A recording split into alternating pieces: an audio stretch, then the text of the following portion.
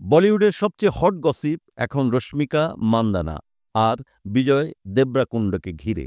প্রেমের গুঞ্জন অনেকদিন ধরেই শোনা যাচ্ছে, কিন্তু এবার কি সত্যি বাগদান সেরে ফেললেন তারা?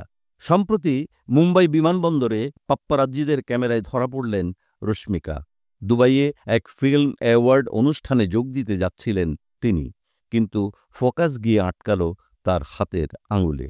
হ্যাঁ, ঠিকই ধরেছেন, একেবারে ঝকমকে হীরের আংটি। এই আংটি কয়েকদিন আগেও ছিল না। ফ্যানরা একেবারেই উচ্ছ্বসিত, এটা কি তবে বিজয়ের দেওয়া এঙ্গেজমেন্ট রিং?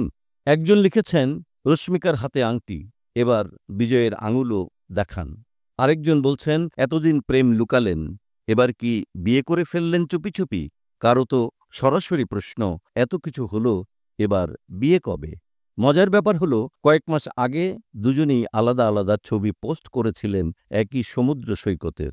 নেটিজেনরা তখনই বলেছিলেন, এটা তো অনেক স্পষ্ট, এখন শুধু বিয়ের তারিখটা বলুন। যদিও বাগদান বা বিয়ে নিয়ে এখনও মুখ খোলেননি রশ্মিকা বা বিজয়, কিন্তু ভক্তরা তো থামছেন না। এমনকি কেউ কেউ জিজ্ঞেসও করে ফেলেছেন, বিয়ের আগেই কি হানিমুনে?